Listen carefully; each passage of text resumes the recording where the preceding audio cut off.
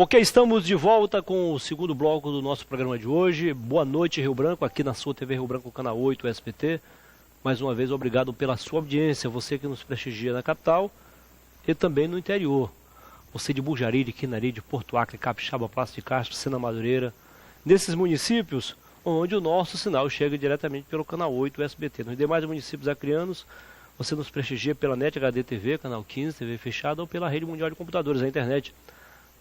Através do portal riobranco.net, tá? O portal oficial da sua TV Rio Branco. Em 2019, daqui a pouco mais de um ano, a sua TV Rio Branco, vamos começar pela sequência legal, né?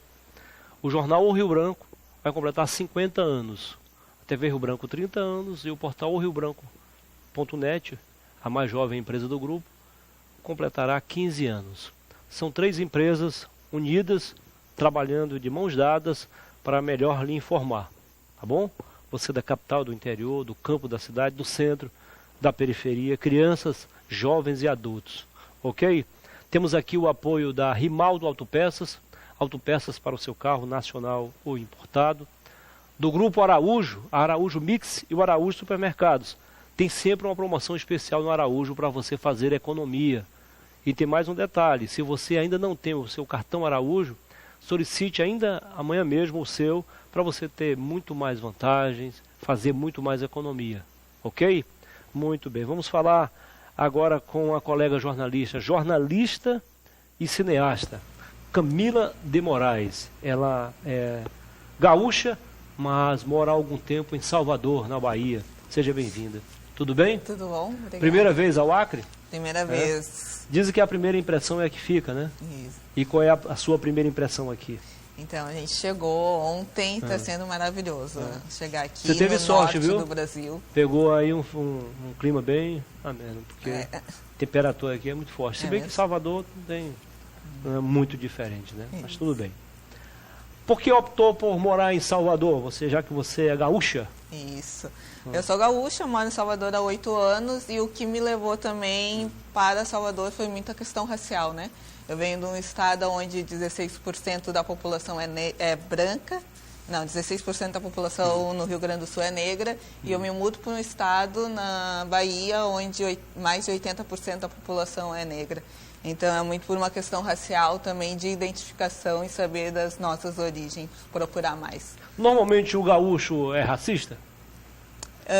Eu acho que a gente vive numa sociedade racista, a sociedade brasileira é racista, então a gente, tanto no Rio Grande do Sul o racismo é muito forte, como na Bahia o racismo também é muito forte. E, então a gente precisa debater sobre isso, dialogar sobre isso, para poder tentar mudar essa questão que é tão cruel e tão injusta com a população. Agora além dessa questão racial, você mudou de uma região para outra, né? Você mudou do sul para o Nordeste. Como é que foi esse período de adaptação? Que é muito diferente, né? O que eu estava falando assim, nossa, eu cheguei aqui no Acre também, o fuso horário é diferente. Tudo então, diferente. O Brasil é muito gigante, né? E tem muitas culturas dentro do Brasil. E a região Nordeste é totalmente diferente, tanto na cultura, na alimentação, então é muitas adaptações que a gente tem que fazer durante os anos. Mostra aqui, por gentileza, vou aproveitar aqui o cartão de visita dela, para mostrar aqui o caso do homem errado. Ela montou um vídeo documentário, vai lançá-lo aqui no dia 14, mas antes vai ter alguns aperitivos, alguns momentos que antecedem então essa apresentação. Vamos falar um pouco desse caso aí. O caso do homem errado. Isso. Então, foi um documentário que a gente fez, um longa-metragem de 77 minutos, que fala sobre a questão do extermínio da juventude negra. E, então, a gente aborda um caso específico que aconteceu no Rio Grande do Sul, em 1987, com um operário negro chamado Júlio César. O Júlio César, ele tinha 30 anos e ele presenciou um assalto que tinha próximo à casa dele.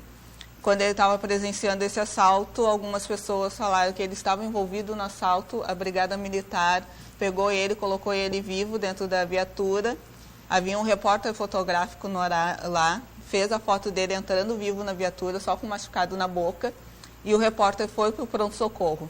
Do local onde foi o assalto até chegar no pronto-socorro, o repórter levou 7 minutos. A viatura levou meia hora para chegar lá e quando chegou lá, chegou com o Júlio César executado com 2 tiros. E o repórter fez a foto novamente. E aí publicou no jornal isso. Então ficou comprovado que no trajeto, durante o trajeto, teve uma execução. E aí a família ficou procurando por Júlio César, porque Júlio César estava desaparecido até então. Levou 3 dias para a família descobrir o que havia acontecido, reconheceu o Júlio César nas fotos. E aí a família, junto com o movimento negro e o movimento de direitos humanos, começaram a pedir justiça para esse caso. Então a imprensa divulgou muito esse caso na época, em 87, ficou conhecido na imprensa como o caso do Homem Errado.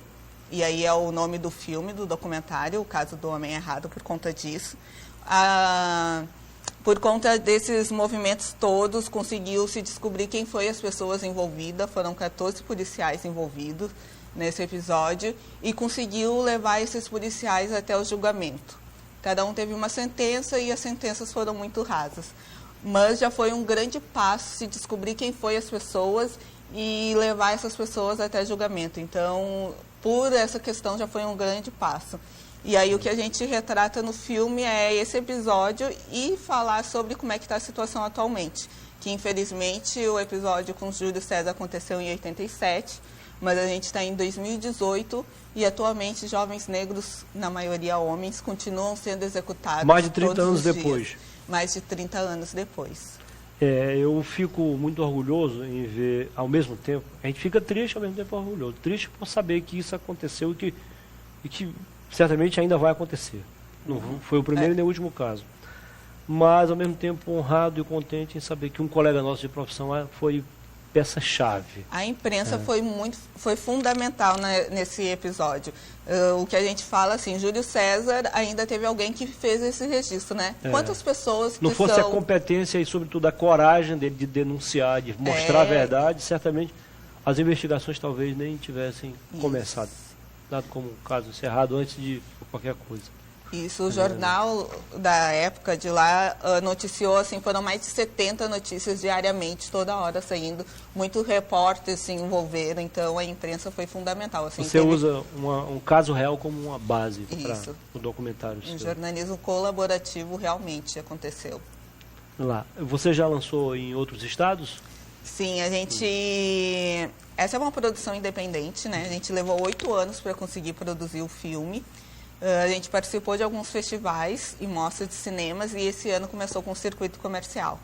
A gente começou em Porto Alegre, depois passou em Salvador, ficou 1 mês em cartaz em Salvador e agora a gente chega no norte do Brasil e a partir do dia 14 de junho a gente entra em cartaz aqui no norte, aqui no Acre. Tá, como é que foi acontecer? Quem fez o elo entre você e o Acre aqui para a gente ter conhecimento do seu trabalho aqui? Então, o que a gente fala assim, o nosso filme, ele, por ser uma produção independente, ele aconteceu de forma colaborativa e com um coletivo muito grande, se unindo.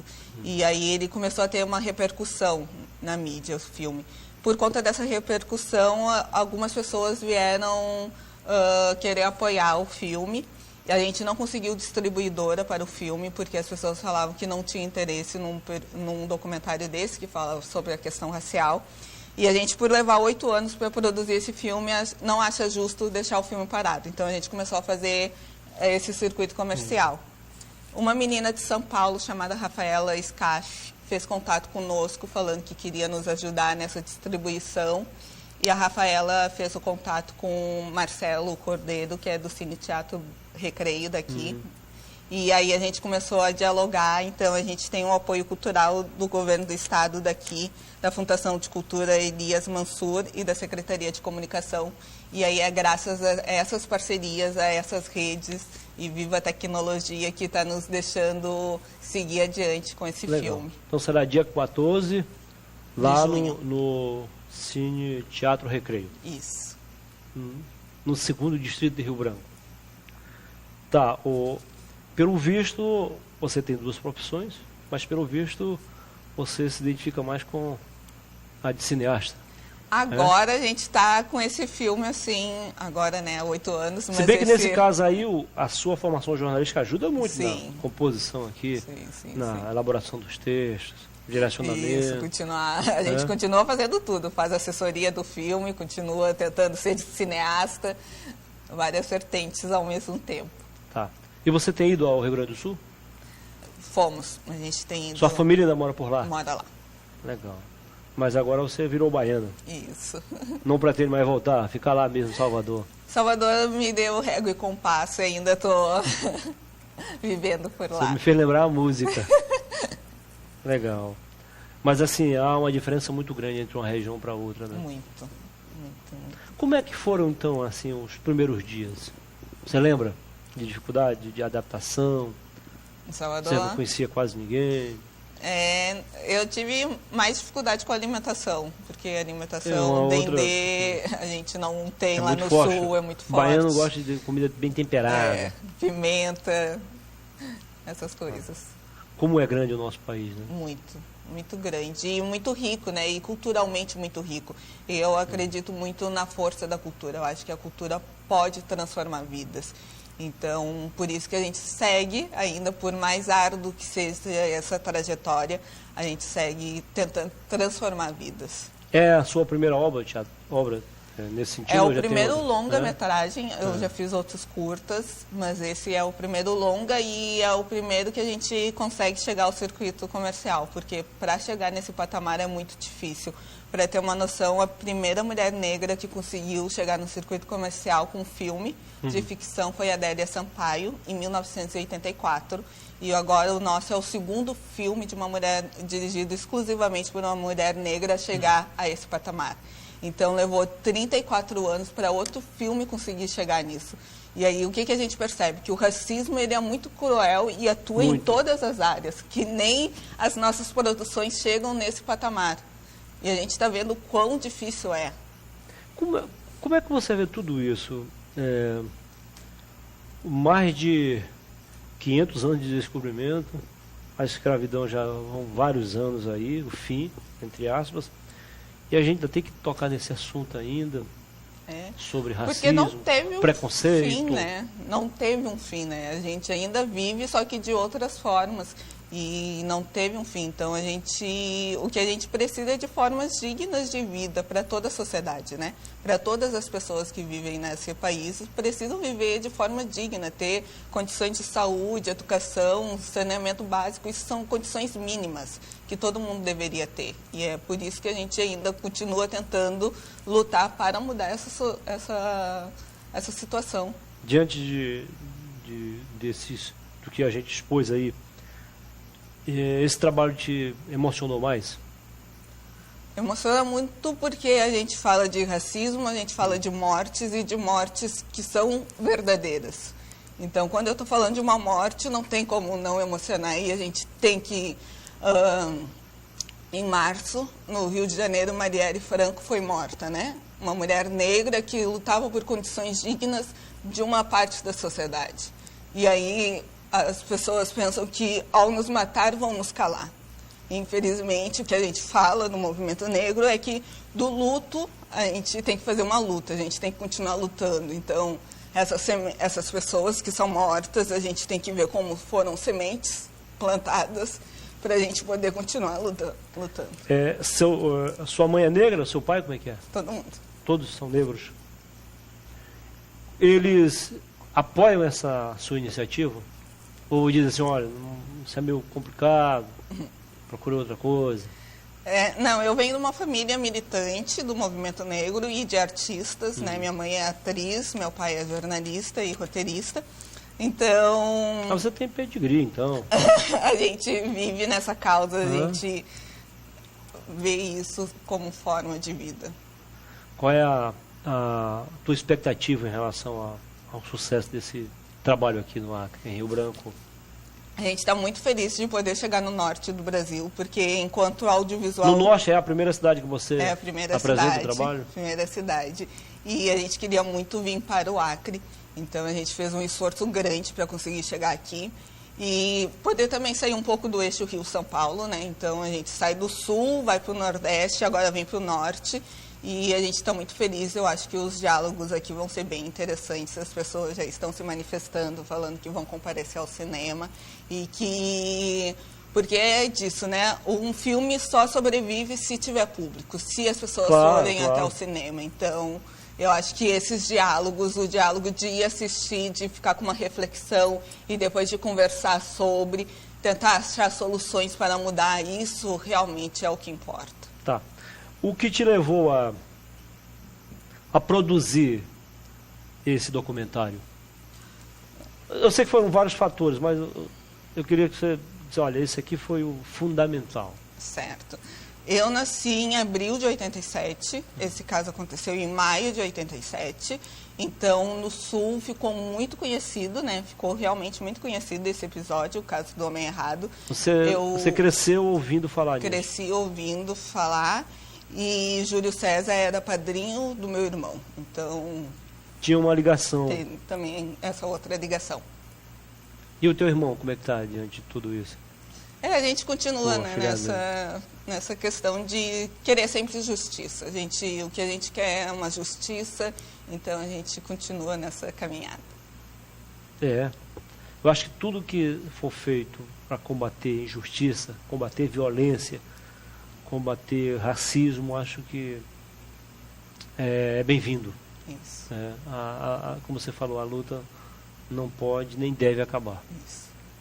Agora... E tem que ser de todo mundo, né? Sim, porque tem que claro. ser com todo mundo junto, senão não pode só um lado. Agora, é um caso tão grave. Um dia desse eu estava discutindo isso aqui com a Almerinda, que faz parte também da luta contra o racismo, contra o preconceito. E pelos números, se você vê os números da população brasileira, você vai ver que o preconceito está também entre os próprios negros. É porque a sociedade... Parece que foi contaminado de uma forma generalizada. Porque a sociedade se estrutura dessa forma, né? A sociedade, o racismo é um mecanismo tão bem criado que ele faz com que as pessoas negras não tenham, não se vejam como algo bom, né? Porque a gente não tem representatividade, por exemplo, na TV ou no audiovisual. Quando a gente vai falar, a gente não tem uma representatividade boa, ou o ser negro é visto estereotipadamente. Então, o racismo, ele já faz com que crie essa outra etapa das pessoas dizerem, os negros também são contra os negros. Mas isso é uma estrutura muito grande, muito bem criada. E aí a gente precisa combater lá na base para poder mudar tudo isso. Um dia desse eu conversando sobre racismo com um grupo de amigos, e aí um outro grupinho menor de amigas louras disse, olha, nós também somos discriminadas. Aí dizendo, citando como exemplo, as pessoas aqui em Rio Branco adoram encher a boca para dizer assim, e aí, loura burra? Elas também sofrem também, quer dizer, não são só os negros também, um determinado tipo de grupo de pessoas também sofrem preconceito. Porque a gente aí é uma coisa assim, o que ganha o preconceito hoje? O que ganha, né? Ninguém ganha o quê? Gente. Ninguém ganha o quê com isso? É uma pergunta, né? A gente tem que se despir desses preconceitos, porque não nos leva a nada, a gente não evolui. Além de ser crime, é pecado também. Deus não se satisfaz com esse tipo de comportamento. Aliás, Deus abomina. Eu concordo. Mas, quando a gente pensa que ele está diminuindo, aí surgem outros focos ali para a gente pensar que é diferente. Que ele continua vivo, como você falou agora, meio camuflado, disfarçado, mas ele existe. E existe muito forte ainda. E em todas as regiões, né? No norte, no nordeste, no sul, no sudeste, no centro-oeste. Lamentável. Muito bem, então.